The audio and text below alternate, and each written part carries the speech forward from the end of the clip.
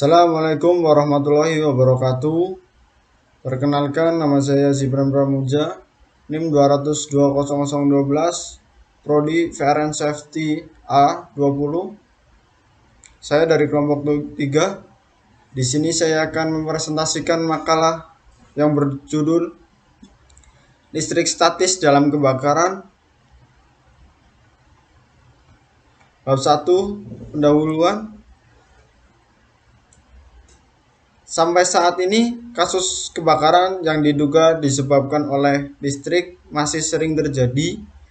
Kejadian ini menimpa hampir semua jenis bangunan rumah tinggal, bangunan pasar, sekolah, kampus, pusat bisnis, bahkan fasilitas bandar udara.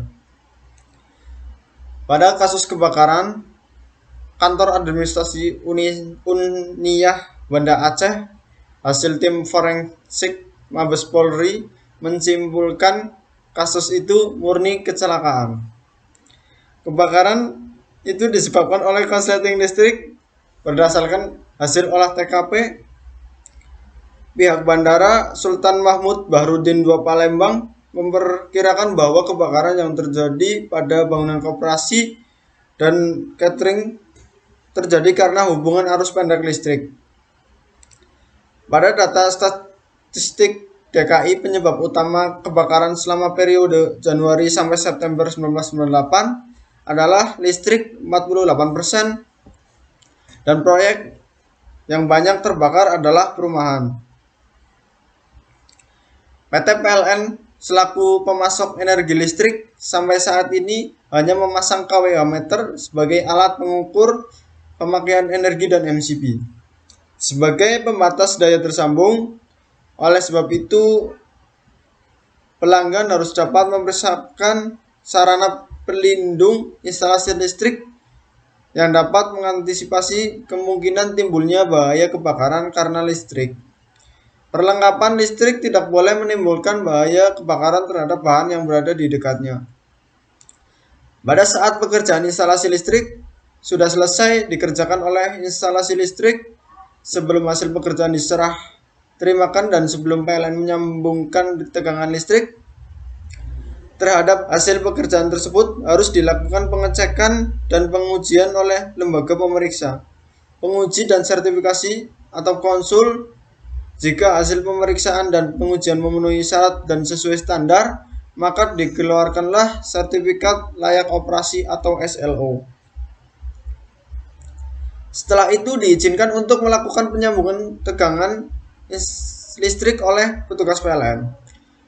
Penyimpangan penggunaan instalasi listrik umumnya terjadi setelah tahap ini dilalui, sehingga pemakaian listrik yang membahayakan sulit dikontrol lagi karena ini sangat tergantung pada perilaku konsumen.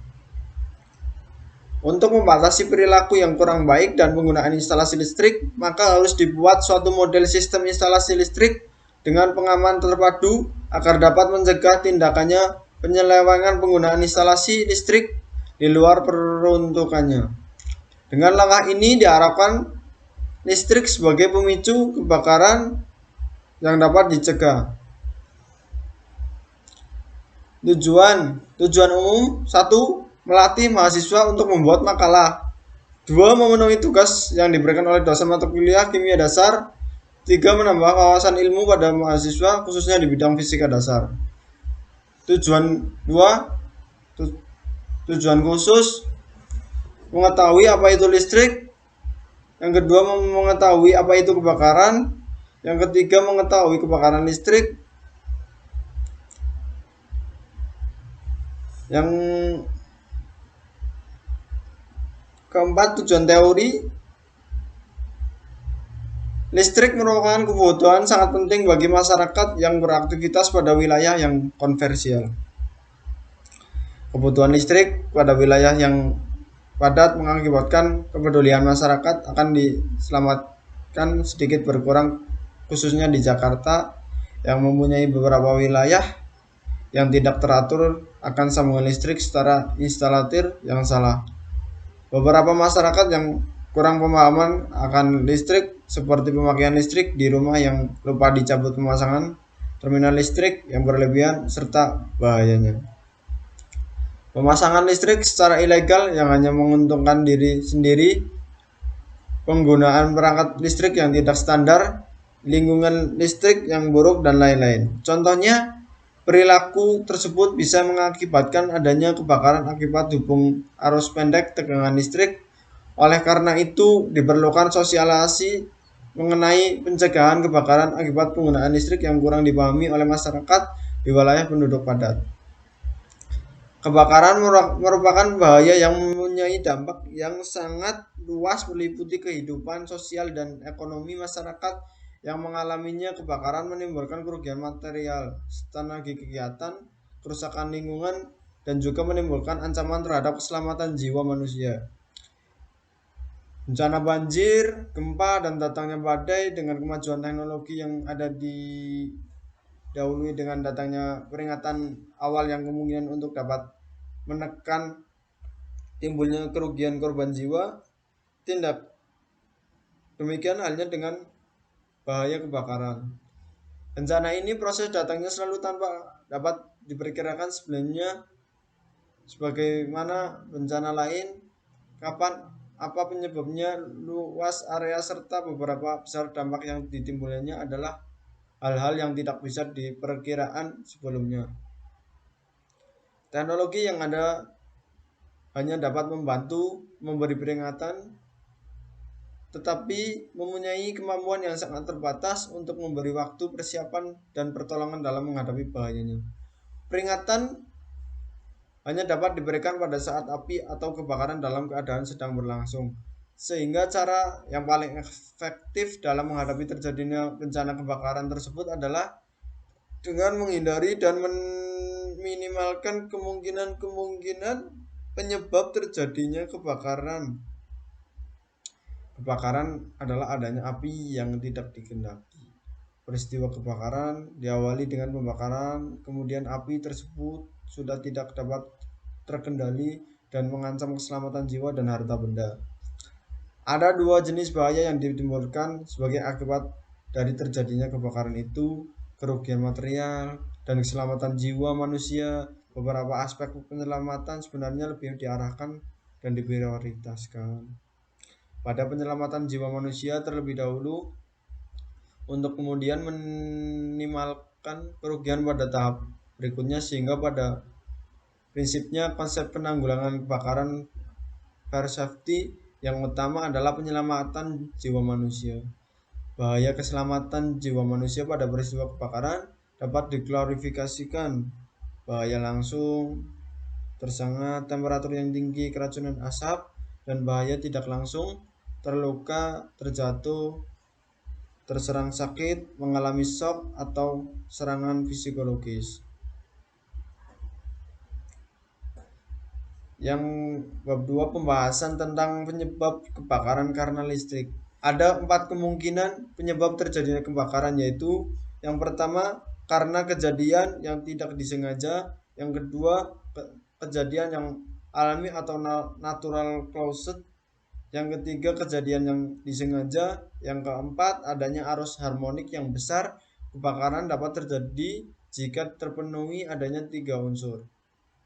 Yang pertama, bahan-bahan yang mudah terbakar.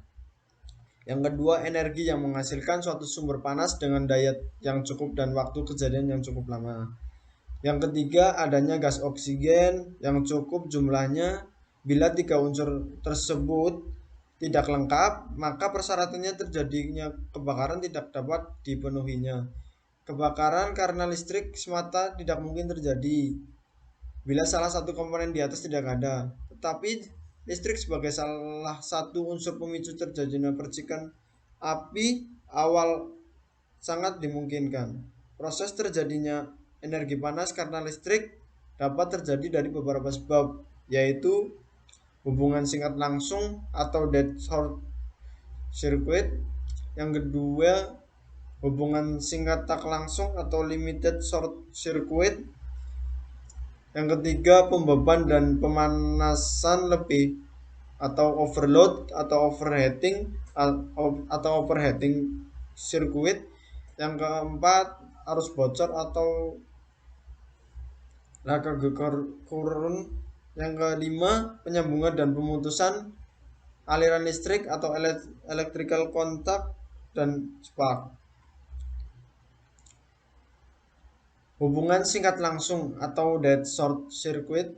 Hubungan singkat langsung adalah hubungan singkat yang terjadi antara hantaran fasa dengan hantaran netral secara langsung.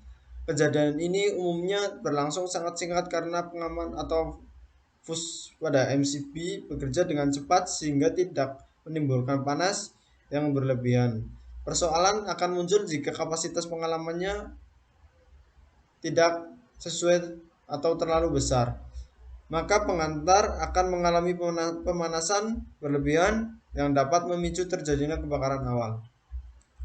Hubungan singkat tak langsung atau limited short circuit. Hubungan singkat tak langsung adalah hubungan singkat yang terjadi karena adanya material yang menghubungkan hantaran fasa dan hantaran netral sehingga arus hubung singkatnya belum mengaktifkan pengaman untuk bekerja.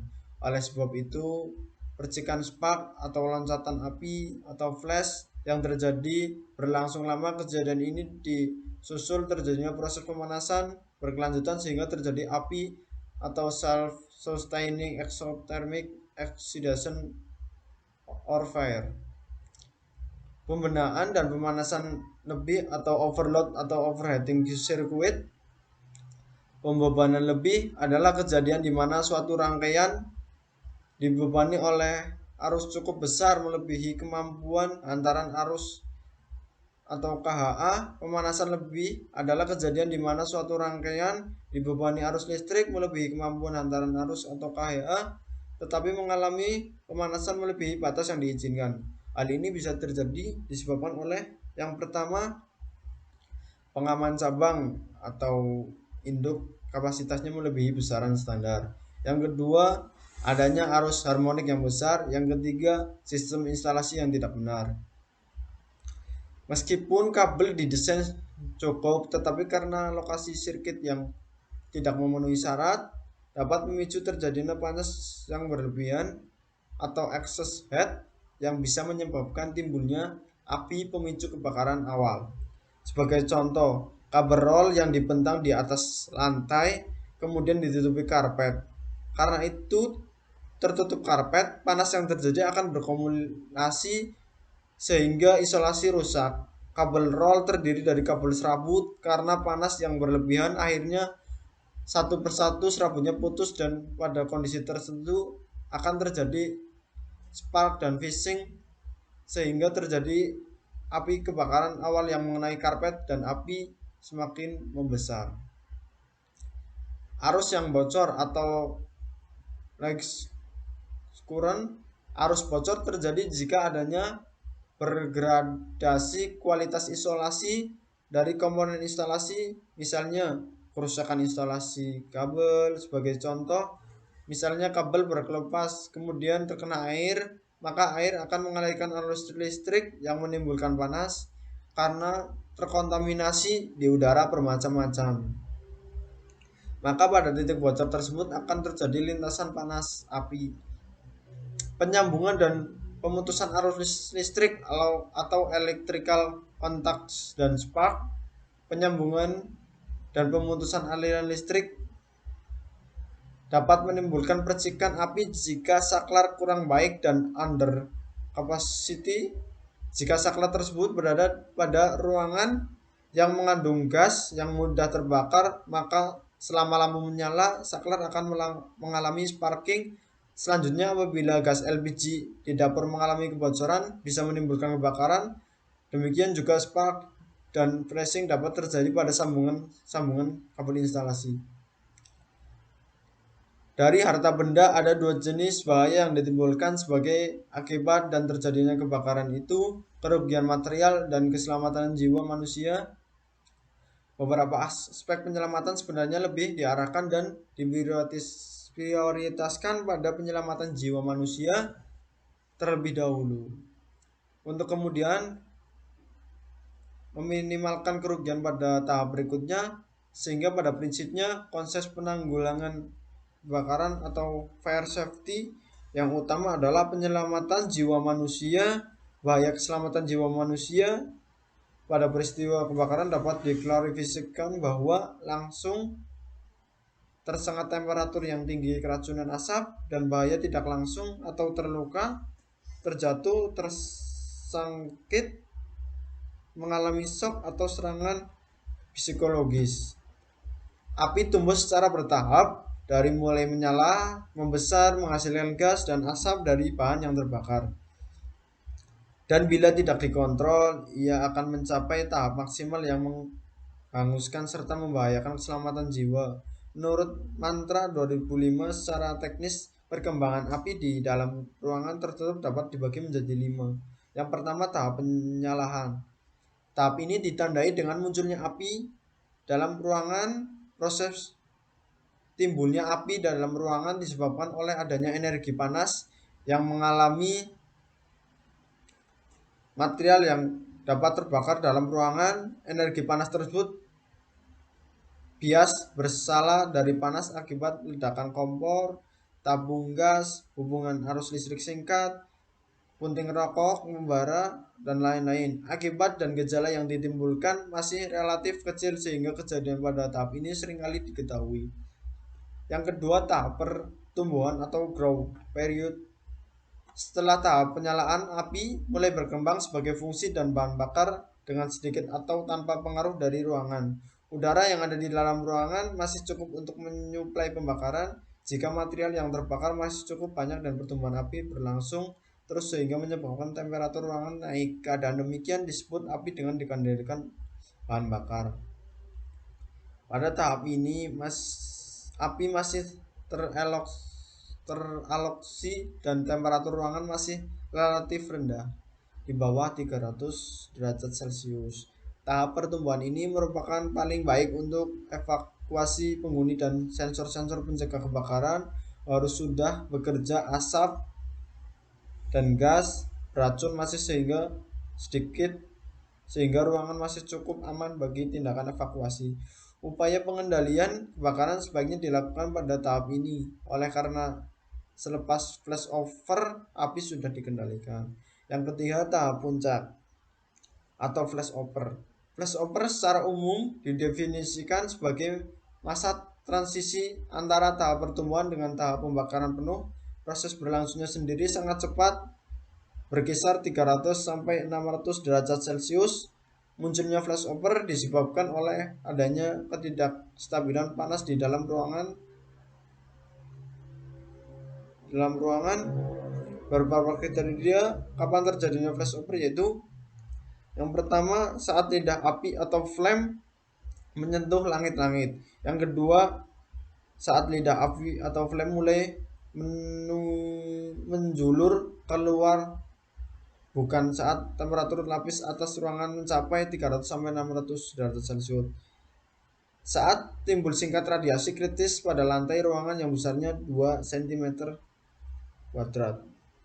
Ketika flashover tercapai, yang seharusnya terbakar sebagian mendadak dan serentak terbakarnya seluruhnya, jadi flashover adalah kondisi batas dimulainya kebakaran total dalam ruangan. Kecepatan pembakaran naik secara cepat sehingga api sukar dikendalikan. Oleh karena itu, perkiraan kapan terjadinya flashover sangat penting dalam pengkajian perilaku pembakaran dalam ruangan. Yang keempat, tahap pembakaran penuh atau full default fire. Pada tahap ini, kalor yang dilepaskan atau heat release adalah yang paling besar karena kebakaran terjadi di seluruh ruangan. Seluruh material dalam ruang terbakar sehingga temperatur dalam ruangan menjadi sangat tinggi, mencapai kisaran 1200 derajat Celcius. Pada tahap ini, perkembangan api sangat dipengaruhi oleh dimensi dan bentuk ruangan. Pertama, terutama pada lebar bukaan, karena udara dalam ruangan sendiri sudah tidak mampu mensuplai pembakaran sepenuhnya. Kondisi demikian biasa disebut sebagai api yang dikendalikan oleh ventilasi. Akibat yang mungkin timbul adalah rusaknya elemen-elemen akibat thermal stress, kerusakan pada komponen struktur pendukung, kemudian runtuhnya bangunan. Agar tidak dapat keruntuhan struktur bangunan, maka sejak perencanaan bangunan harus sudah diperhitungkan. Penggunaan stopwatch tahap api guna membatasi penjalanan kebakaran ke ruang-ruang lainnya di seluruh bangunan atau disebut kontaminasi ruangan. Yang kelima, tahap surut atau desal. Tahap surut tercapai bila material sudah terbakar habis dan temperatur ruangan berangsur turun. Selain penurunan temperatur, ciri lain tahap ini adalah turunnya laju pembakaran. Pada tahap ini perkembangan api kembali sebagai fungsi dari material yang terbakar, semakin menyusut bahan-bahan yang dapat terbakar dalam ruangan semakin api surut. Dalam suatu proses pembakaran, tidak semua tahap perkembangan api akan selalu terlalui atau proses pembakaran mencapai semua tahap. Hal tersebut sangat tergantung dari kualitas dan kapasitas tiga unsur pembentukan api. Secara definisi, api dapat dijelaskan sebagai reaksi cepat dari material terbakar atau oksigen dan energi awal ketiga unsur tersebut adalah yang membentuk api. Menurut Dinas Kebakaran dan Penanggulangan Bencana Provinsi DKI Jakarta menyebutkan 70% kebakaran yang terjadi di Jakarta disebabkan oleh korsleting listrik serta kesalahan instalasi kabel listrik. Adapun klarifikasi sumber api berdasarkan sumber adalah sebagai berikut. Yang pertama, api kelas A. Api kelas A berasal dari benda padat seperti kayu, plastik, kain, kertas, dan lainnya. Yang kedua, api kelas B yang berasal dari benda gas cair dan lainnya.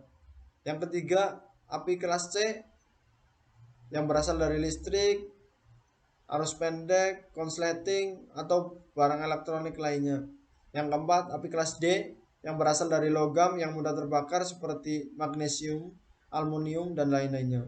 5 kategori lainnya seperti konoksidasi yang ekstrim yang berasal dari tempat-tempat penumpang seperti hidrogen.